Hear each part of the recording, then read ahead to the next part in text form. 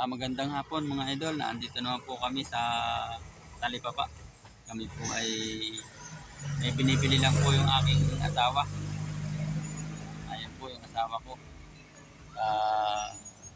Yun, sa hulihan. Papunta na po dito. Ayan na po siya oh. Ayan, naglalakad po mga idol. Ayan oh. Ayan yung asawa ko mga idol. Papunta na po dito. Kasama ko po yung aking poging-poging anak. Ito po yung aking anak mga idol. Ay, oh, yan. Ito, ang aking asawang darling. Oh. Salamat. Yan, buksan mo yan, hoy. Dahil ko. May bibili pa ako yung picture niya dyan sa Oh, kabila. maipit ka ha. Maipit ka. Ayan po ang aking darling. May bibili pa ako dun dalawang ano. Dito ka na dumaan, sa unahan. Sa unahan na. At yung chicken mo ay. Nabibilin pa po daw siya. Daming truck dito. Alusong o kargado yan mga idol. Kargado ng graba. Buhangin. Yan po yung aking anak. Ano yan, Tutoy? Chicken. Yan ang iyong ulam. Chicken. Mahilig ka sa chicken.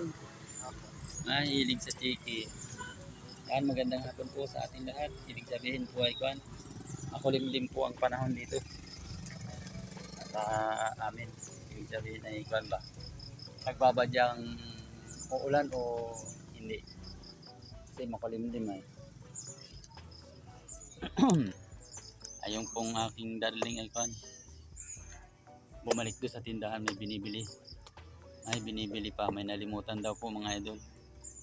Ay sinama ko po yung aking anak na pogi ay nagpapabili ng chicken.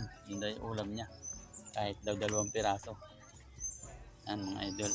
Magandang hapon po sa atin lahat. Ayun po yung tindahan doon sa kabila. Oh. Tapos marami po naglalakad doon. No, marami naglalakad doon. Bahon mga idol. Lakad na lang po at kuhan. Hindi sabihin wala nang masakyan. Tricycle. Kung ayos na, okay na. Ayan po, maganda pong asawa. Ay po, sa maganda. Sige, sakay na. Wala tayong Sakay na. Naipit ka.